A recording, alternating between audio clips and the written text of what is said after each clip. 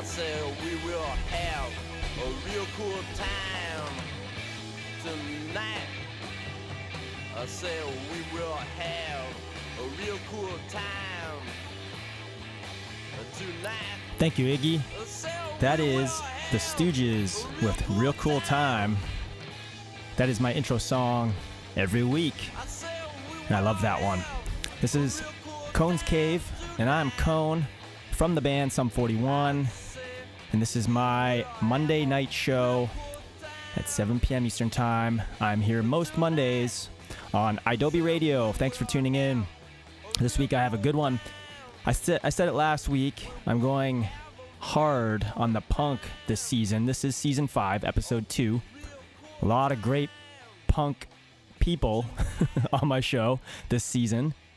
And this week is no letdown, let me tell you. I have a legend on my show, a fellow bassist on my show. I have Greg Norton, bass player for Husker on my show. Greg also now plays in a band called Ultrabomb with my friend Finney McConnell from the Mahones. And Greg is also doing some punk rock museum tours coming up in Las Vegas, the Great Punk Rock Museum, December 13th through the 15th. So if you're in Las Vegas or you're planning to go to Las Vegas, go to the Punk Rock Museum December 13th through the 15th, one of those days, and book a tour, a guided tour with Greg from Husker and he'll take you through the museum and tell you some stories of the old punk days. Husker was around in the late 70s into the 80s, and they broke up late 87, early 88, depending on who you're asking. But Greg will explain that in our talk.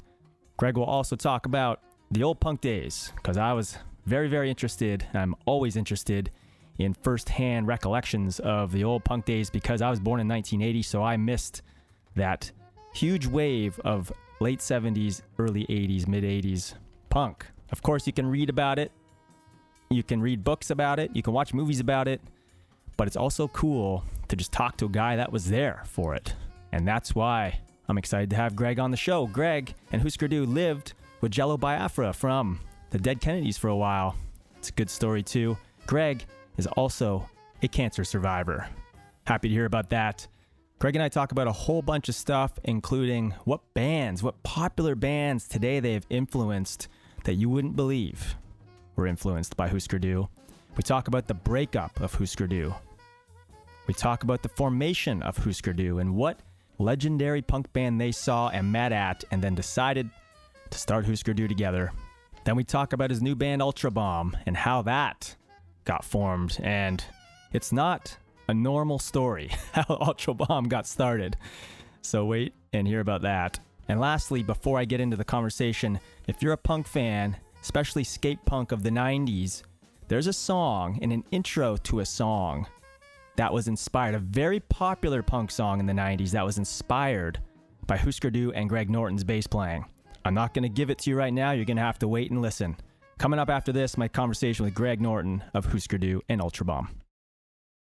All right, this is Cone's Cave. I'm Cone from the band Sum 41. Thanks for tuning in to my show right here on Adobe Radio. I have Greg Norton, bassist of the legendary punk band Husker on my show. Greg also plays in a band called Ultrabomb now. Lots to talk about with Greg. Let's just get right into it. Here it is, my conversation with Greg of Husker and Ultrabomb.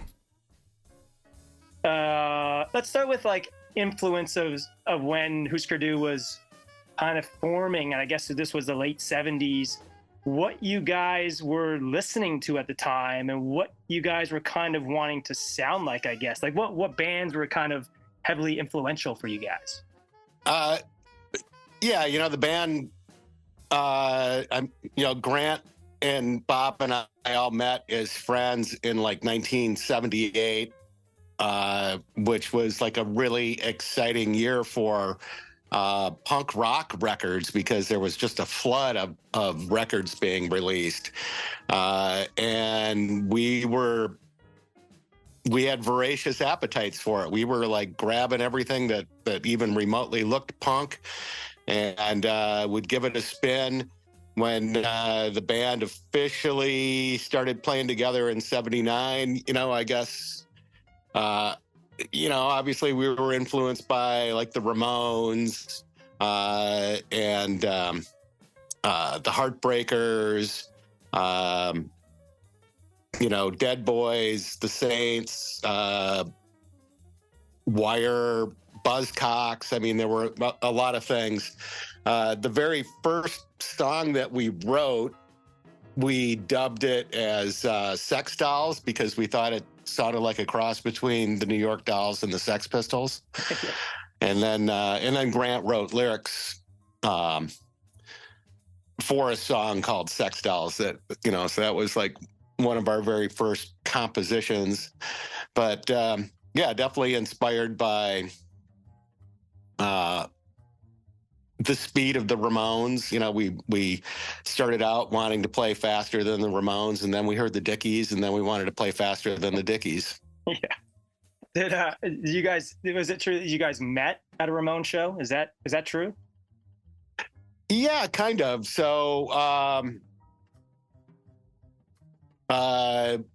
the original Cheapo record store was a small store on Grand Avenue on the McAllister College campus. Both Grant and I were working at the store, and Grant initially met Bob when August of 78, when Bob showed up for his freshman year at McAllister College and was walking down the street in his brand new black leather jacket, and Grant was blasting the Ramones out of a PA speaker on the sidewalk, and Bob was like, "Hey, I like the Ramones," and that's kind of how those two met. And then right before Thanksgiving in 1978, the Ramones were on tour opening up for Foreigner, doing an arena tour. And the three of us got tickets to go, and that was really the first time that I hung out with Bob. Grant brought Bob over to my house to pick me up, and we're all hanging out, getting ready to go. And my mom, just strikes up a conversation. "Oh, so Bob, where are you from?" "Oh, I'm from Malone, New York, which is way upstate." "Oh, are you going home for Thanksgiving?" "No, I'm probably just gonna stay here in St. Paul." "Well, what are you doing for Thanksgiving?" "Oh, I don't really have any plans." "Well, you're coming here. You're invited to my house." And I'm thinking, like, I just kind of met this guy. Okay. So Bob attended Thanksgiving dinner at my house in 1978. But so really, the first thing the three of us did together was we went to see the Ramones open up for Foreigner. Jeez, what was it? What's that like? Was the crowd pretty split, or was it pretty one-sided for Foreigner? Oh, it was definitely one-sided for Foreigner. Yeah. So and we didn't stick around for Foreigner. Obviously, we just got down with the Ramones and flipped a lot of people off, and then left. Did the Foreigner crowd like the Ramones, or was it kind of hush, kind of like? They were like, "What is this?" Yeah, I can imagine. I read there was another band before Husker Du, Buddy and the Returnables. What was that band all about? What did that sound like? Well, basically, this is how the band got together. So, I mentioned that Grant and I were working at Cheapo. So this, basically skip ahead to early January of 1979, and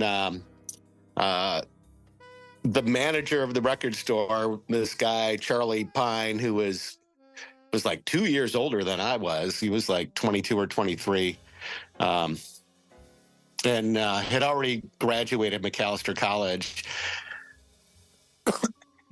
Charlie, Grant, myself, and a couple other friends, we were out, and we were at this little bar in St. Paul called Ron's Randolph Inn. And Charlie came back from the bar with a couple of pitchers of beer, and he sits down and goes, "Grant, we need to put a band together because I just got a gig at this bar. I noticed that they had music, and I asked about it, and they said, 'Why, do you have a band?' And I said, 'Well, of course I do.' And they're like, 'Fine, you're playing here March 30th and 31st. So there's the gig. Grant's like, well, I know this guy at McAllister. He's got a Flying V, and he likes the Ramones. And at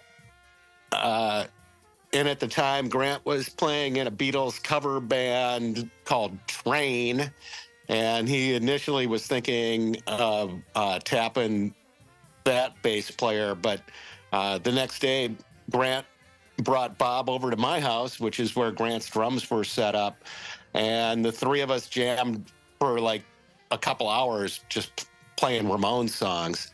And then Grant was like, well, I guess I don't need to call that Jamie kid because I think Greg will be just fine on bass. So Charlie played keyboards. The three of us were, the rest of the band. And basically we put together 3 sets of cover songs that was everything from Gene Vincent, Buddy Holly, Lou Reed, the Beatles, Rockpile, Nick Lowe, Elvis Costello, the Ramones, Para Ubu, the Buzzcocks. I mean, we just put together like just a bunch of covers and had our first gig. And Charlie wanted to call the band Buddy and the Returnables, but the three of us voted him down because that meant he was Buddy and we were Returnable, and we didn't want to be Returnables. I had suggested calling ourselves Husker, which we did. So we actually played those first 3 shows with Charlie as Husker and Grant made a flyer for the Ron's Randolph Inn shows that said Husker first time in the United States. That's amazing. Oh, so you actually never actually played under Buddy and the Returnables at all? That is correct. Okay, cool. Yeah, and so our first 3 gigs, so we did that weekend with Charlie, and Bob, Grant, and myself, we were like, hey, wow, this is really a lot of fun. We should keep playing, but we didn't necessarily want to play with Charlie, so we after that weekend, the 3 of us started getting together and playing, and just started writing songs. And it was about, I don't know, a week and a half, 2 weeks later, and Charlie called up and was like, hey, I got us another gig. We're going to play the 420. Oh, no, I'm blanking on what McAllister calls it, like Home Fest or something like that.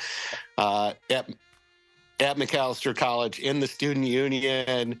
We're headlining because I'm on the board and I'm friends with everybody, blah, blah, blah. So we headlined at McAllister College student union on April 20th. And we got done and they were like, oh, you guys still have 15 minutes. So Bob, Grant, and I jumped up and started playing the original Husker songs that we had written over the last couple of weeks. And Charlie had no idea what was going on. He had no idea that we had been writing music and getting together without him. And that night was the actual birth of the band playing original music. Nice. That's amazing. That's pretty organic, I would say. Mm-hmm. I was born in 1980. I'm 44, so I kind of missed obviously the punk explosion of the late 70s, even in the 80s and even late 80s. But I'm kind of curious what your early tours were like. It looks like you did some stuff with Dead Kennedys, Black Flag. It looks like you were on Greg Ginn's label for a while, SST.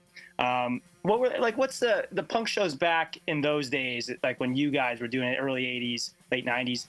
Was there a big difference to what punk shows are like now? Obviously it looked pretty rowdy back then, pretty vicious probably at times. Yeah, I mean, it definitely, it could be depending on the particular city or venue that you may be playing in. But, it was hitting we made our first big tour in the summer of 1981.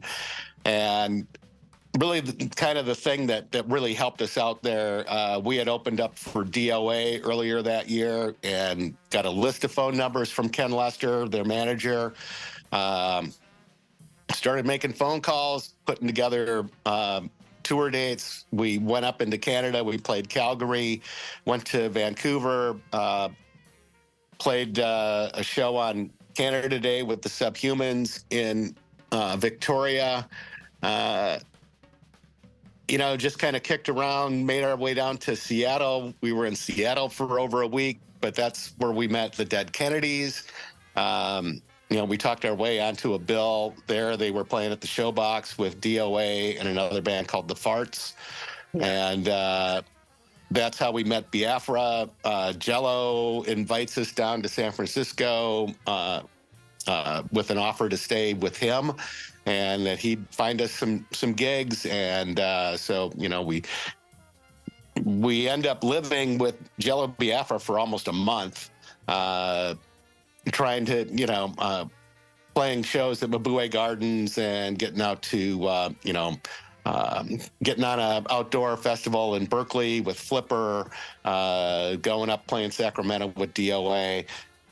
So really, DOA and the Dead Kennedys really helped us out a lot to get out there. We were trying to find something in LA to continue down the coast. And I had been given Mike Watt's phone number, so he and I had a couple of phone conversations. And the LA scene was wild. There weren't any real set venues because police would keep shutting stuff down. So eventually, we made our way back to Minneapolis, recorded Land Speed record. When that was ready to put out, we sent it to Joe Carducci at SST, and he was like, well, I don't think this is quite the right thing for SST, but I'm gonna hand this off to Mike Watt and see if New Alliance would put it out. And Watt was like, I'll just put it out, I don't even have to hear it. So that starts our relationship with Mike Watt and the Minutemen and New Alliance Records. We don't actually meet Mike and Dee and George and until we finally make it out to Los Angeles in 1982. But, along the way, then, we make these connections with, the big boys in Austin and the Dicks. And, there was just like this real solid network of bands helping bands out to find places to play. It was the Wild West days. It's like you'd get a phone number from somebody and they're like, call this guy in this town, he can put on a show for you. And a lot of times it was a kid living with his parents, Yeah.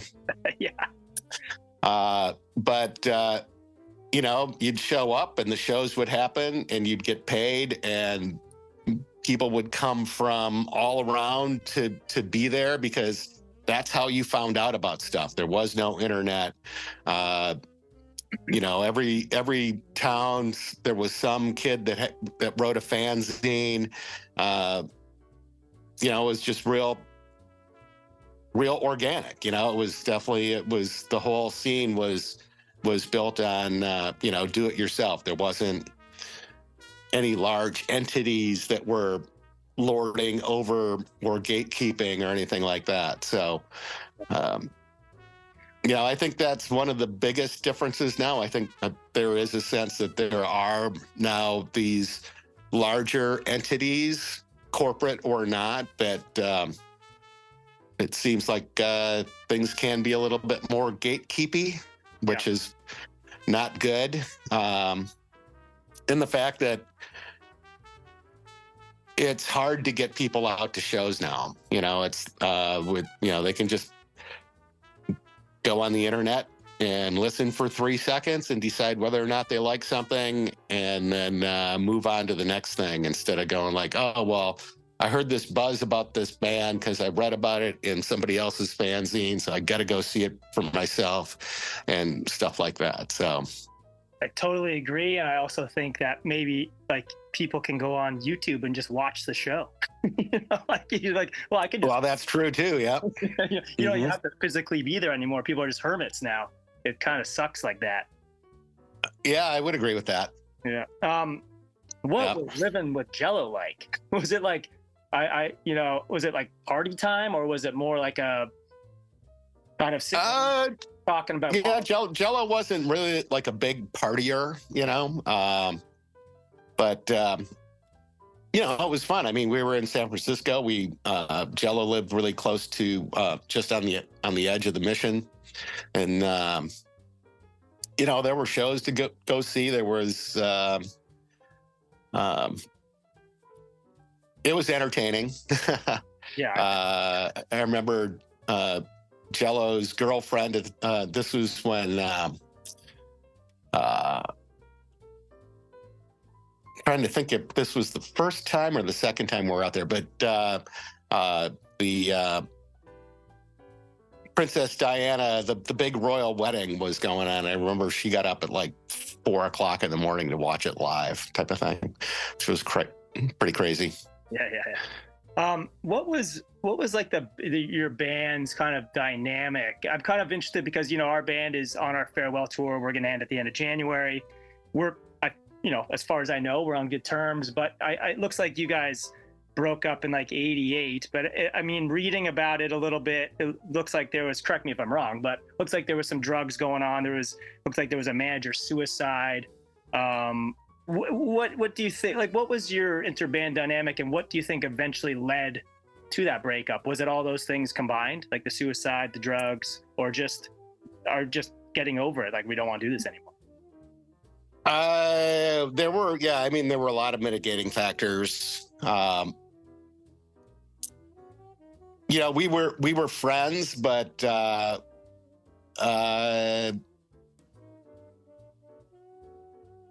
friends can fight. So, for the most part, we got along really well. But as the band progressed and got bigger, and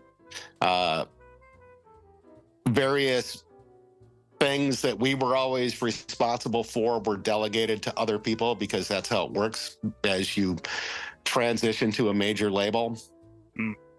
And I think that's one of the things. I think Grant just got bored and started dabbling with heroin, and I'm sure that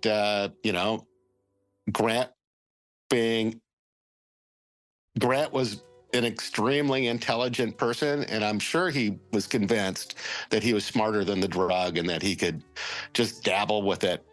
But heroin always wins. Grant thankfully was able to get himself cleaned up, but that was like years after Husker broke up.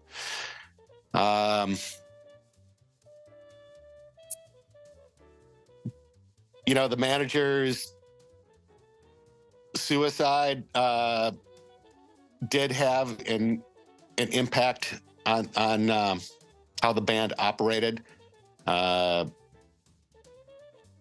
I don't really know. I have no idea what was going through David's mind. I mean, he suffered manic episodes and had disappeared before. Obviously, it certainly didn't help. It was right before we were supposed to start the Warehouse tour, which was our last, the last big tours of '87. We played our last show on December 11th, I believe, of 1987, and depending on whose account you read, either that's when Grant quit the band, or fast forward a month in January of '88 when Bob files a letter through his attorney to have himself removed from the Warner Brothers contract. So the breakup happened pretty fast, and we were prepared to go in and record the third record studio album for Warner Brothers, probably mid-February of that year. And obviously none of that ever happened. So it came as a shock to me. Yep. So I know Grant passed now, but was there any shows? Was there any reunion shows ever? The three of us have never got on a stage after that. Okay. Grant and Grant and Bob did play a couple of songs together at a benefit for Carl Mueller, the bass player from Soul Asylum. I think this was in 2004 when he was diagnosed with cancer. And that's that. Grant and I had been on stage a couple of times together at various things, nothing ever really planned, but like jumping up and playing encores, like with the Meat Puppets or something like that, or with Mike Watt. But yeah. Interesting. How I wanted to ask, and you don't have to answer this if you don't want to, but how I read that you had cancer. Are you cancer free? I am. I had prostate cancer. I had my prostate removed about 2.5 years ago, and I am cancer free. Amazing. Wow. Congratulations. Yeah. That's amazing. Thanks. Yeah, that's because I know that's a tough one. And when I read that, I was like, as we're talking about cancer now, I was hesitant to bring that up. But since since it got brought up, I thought I'd bring it up. But that's amazing. Congratulations. How was the treatment for that? Was it pretty intense? I opted for surgery, so I didn't do any radiation or anything like that. So they in and out of the hospital. I think I was only in the hospital for one night. So that is, I guess, like best case scenario right there. Yep. That's crazy. Well, yeah, congratulations again. I want to, reading up about more of the band and stuff like that. It's crazy to me that you guys were only around for a certain amount of years. I guess I just thinking about it, because I knew the band as a teenager and stuff. I just always assumed that you guys were around longer. But I'm reading up about all these people, especially like a band like Green Day, who would say stuff like, we are three-piece because of Husker Du, or Kim Deal joining the Pixies. There's all these people, and even from Chris from Nirvana, talking about you guys. Does that stuff like mean anything to you at this point? Like, is that flattering, or is that just kind of like, yeah, well, we're not around anymore, so it doesn't matter? Like, how do you take that kind of stuff with all these popular bands? Well, yeah, it is flattering. It's nice to know that we inspired, another generation to get out and make your own music. And really, I think the one thing that Husker stood for was, we wrote music that we wanted to play, that we wanted to hear. We weren't driven by anything, genre specific or fashion specific. Husker's mantra was just, be yourself. Just get out there and do the best you can and be yourself. And it doesn't matter what anybody else wants to try to dictate how you should or should live your life. Just get out there and live your life. Be true to yourself. Yeah, totally. I had Fat Mike from NoFX on the show maybe 2 months ago or something like that, and we were talking about the NoFX song "Sticking in My Eye." and he said that he wrote that intro, those bass chords, because of you. I was like, Oh, really? Wow. I blew my mind. You didn't know that? I did not know that. Wow. Yeah. Okay. I was like, why did you come up with that intro? Like, he's like, I came up, you know the intro I'm talking about, right?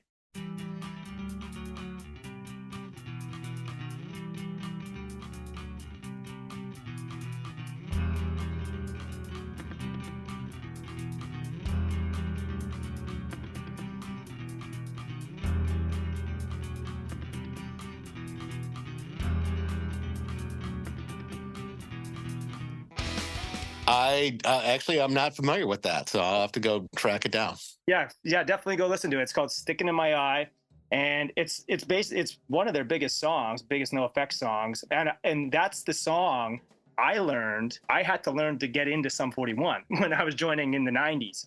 And oh wow, yeah, he blew my mind. He's like, yeah, I listened to Greg Norton and Husker Du, and I got the idea to play two high chords like that from Husker Du.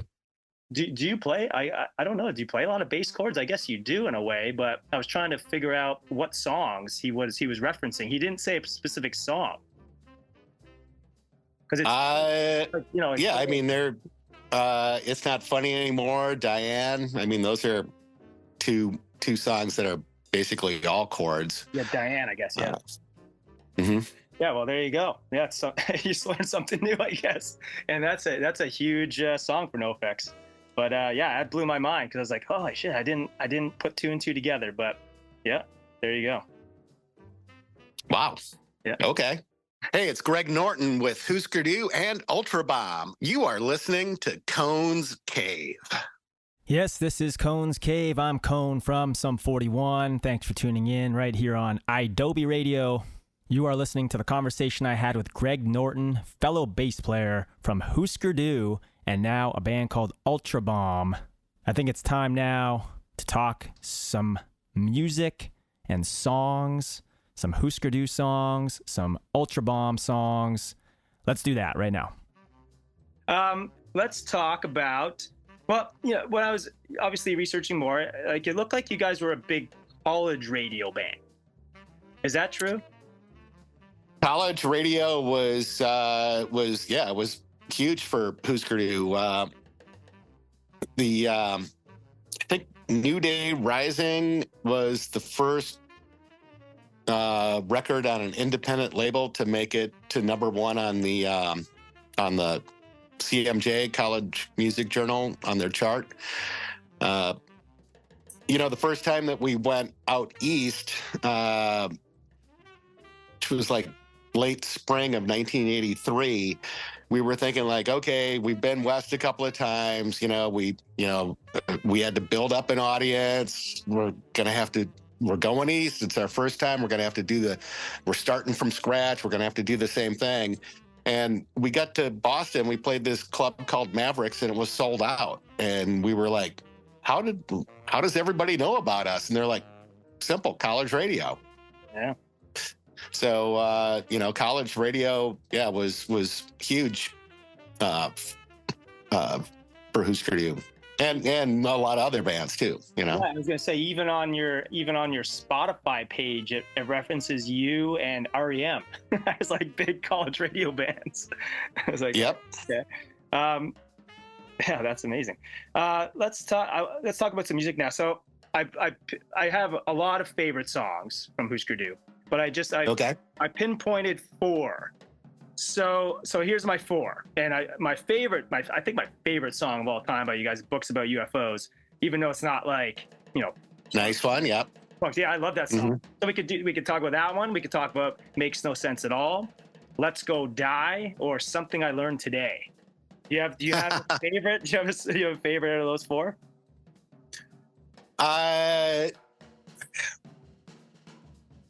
Not necessarily a favorite of any of those 4. Okay. It's funny that you've got Let's Go Die in there. That was I wrote that in response to talk about reviving the draft. Oh, really? It's like, hey, there you go. But Books About UFO is I think, a really sweet song.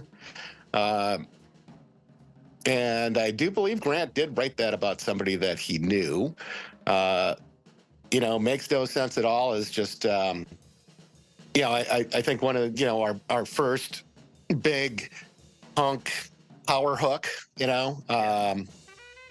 and something I learned today is, I mean, that's such an iconic bass line, Classic.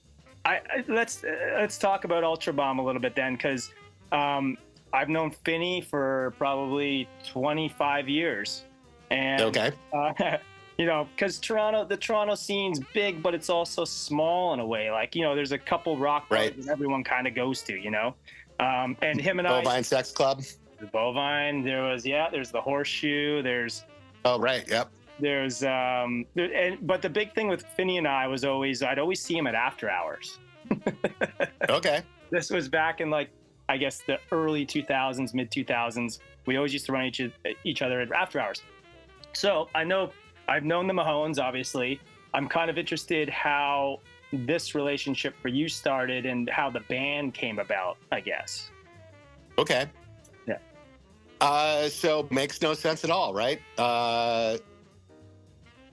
That's a good way to kind of sum it up. But so Finney records Makes No Sense at All with the Mahones. Mm-hmm.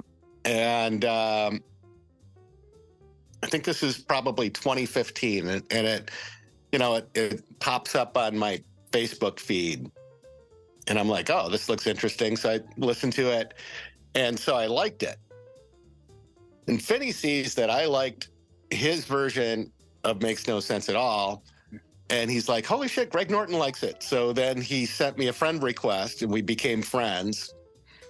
And he was like, oh yeah, I'm really happy that you liked our version. And I said, yeah, it was pretty good. You didn't get the bass line right though, but that's okay. And then he laughed and he goes, well, I played bass on it. It's like, well, you didn't play it right. So he and I, we just start corresponding through Messenger. We'd chat about different stuff, nothing serious or anything like that. Just, shooting the shit kind of thing. And 3 years ago, Finney noticed that the band I had been playing with here in Minneapolis had basically switched up their format, and I was no longer with them. And so he just out of the blue sent me a message and was like, hey, let's put a band together with Jamie Oliver from the UK Subs. And I'm like, okay, why not? And Finney's original concept was, we'll just get together for laughs. We'll maybe, we'll play Husker covers. We'll do some Mahones, throw in some UK Subs. We'll just, maybe play a couple of festivals. And that was the original concept. September of, what would that have been, 1921, 22. Anyway, 3 years ago, Finney sends me a message. Hey, I'm going to be in Berlin for a couple of weeks. I got some studio time booked. I'm thinking about recording some demos for Ultrabomb. And he's like, oh, and Jamie just happens to be in Berlin at the same time. He's subbing on drums for some local Berlin band. And so I got this crazy idea. I should fly to Berlin just to meet these guys to see if this is even a thing that's going to be worth devoting energy and time to. So I flew to Berlin, my first time ever to Berlin. Jamie picks me up at the airport, to get me on the train back to Berlin. First time I met Jamie. The next morning, Finney shows up in the studio. The first time I've actually met Finney face to face. First time the three of us are in a room together. And we wrote 4 songs that first day, 6 songs the next day. 2 days later, we had Time to Burn was done. And we were all like, well, I guess this is a thing. That seemed really easy, and what a great record that we just recorded, like out of thin air. The engineer, this Hansi, was like, I cannot believe that you guys just wrote that song. And I'm like, not only did we just write it, we just met, So that's how Ultrabomb started.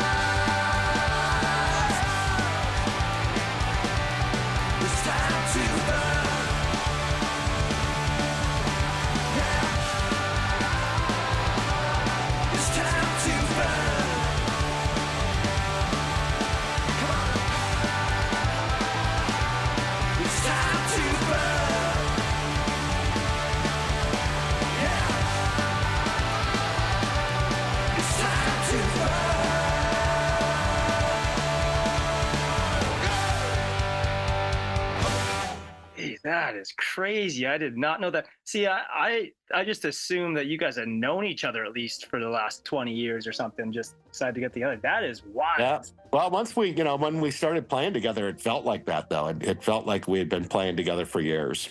Wow, that's cool.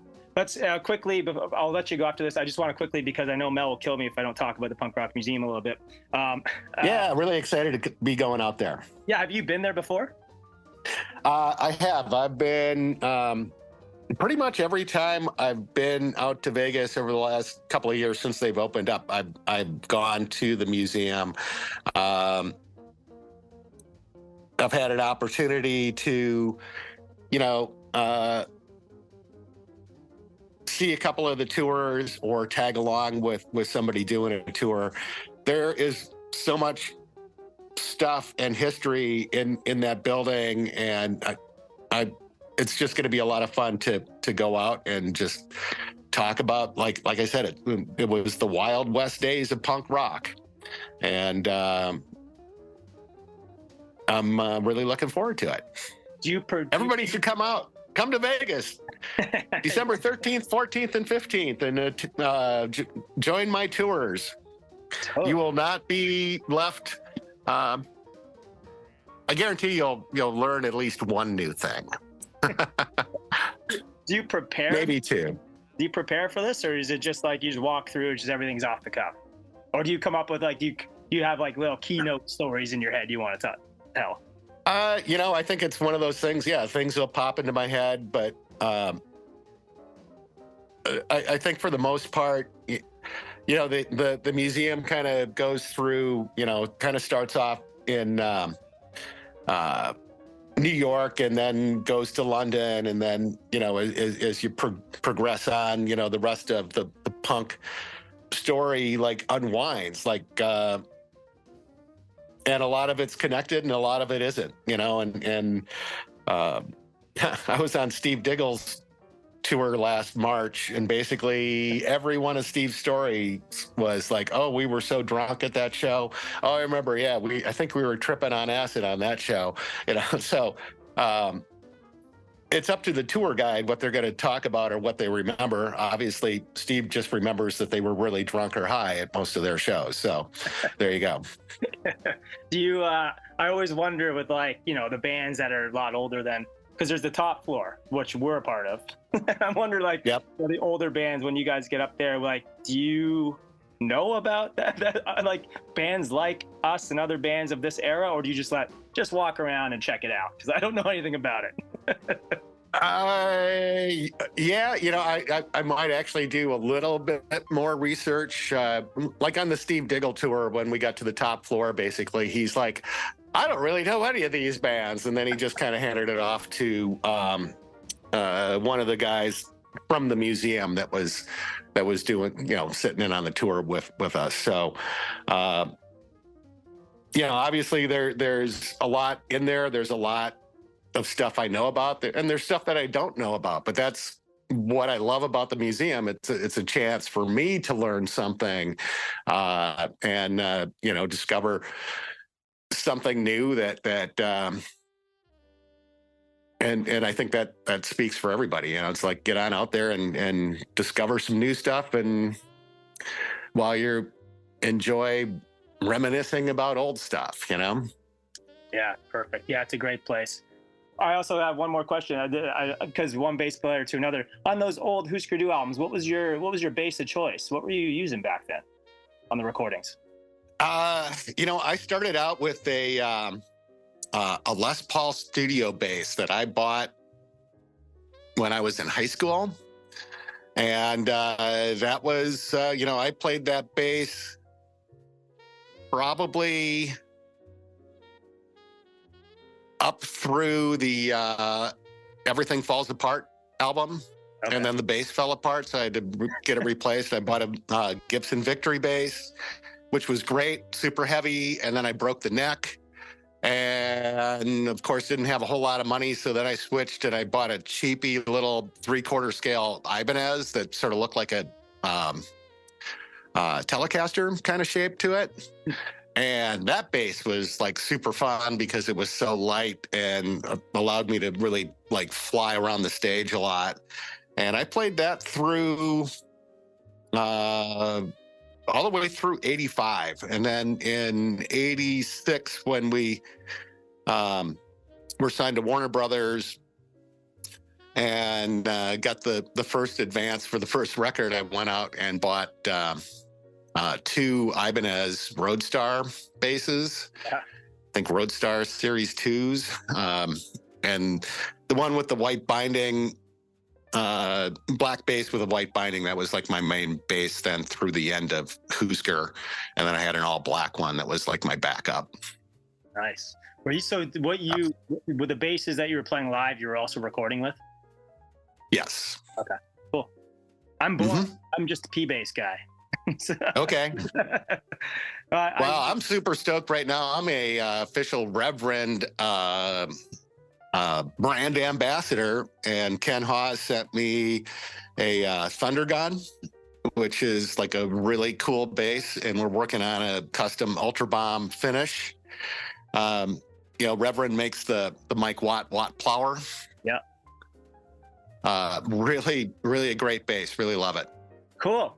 Well, I'll let you go. I appreciate it. Have fun at the Punk Rock Museum, and hopefully I'll run into you at some point. Say hi. All right. Thanks, Cone. Yeah, hope to meet you someday. For sure. Talk to you soon. All right. Thanks. Yep. Take care.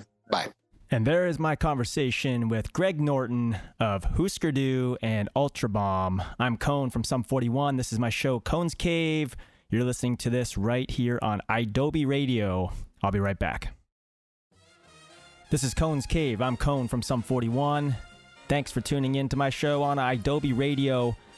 I got to run. I want to thank my guest, Greg Norton from Husker and Ultrabomb. Thank you, Greg, for coming on the show. Remember, Greg will be in Las Vegas at the Punk Rock Museum doing guided tours from December 13th through 15th. You can book your private tour with Greg Norton of Husker and Ultrabomb at the Punk Rock Museum. I suggest you do it. That will be a good time. Other than that, I also want to remind you and tell you that you can get the Adobe app on your app store, and that will be a much easier way to listen to all the shows on Adobe, including mine, Cone's Cave. Go get that Adobe app now so you are locked and loaded for all the shows, including mine. Thank you, Adobe, for having my show, Cone's Cave, on your station. I'm going to do one more show for Season 5 next Monday, 7 p.m. Eastern Time, like always, and then I'm going to take a little break for the holidays, and it looks like probably a little break for January as well. So next week will be my third episode for Season 5 and my final episode for Season 5, and then you won't hear from me for about a month and a half, so I suggest you tune in next week. It's a good one. All right, I gotta go.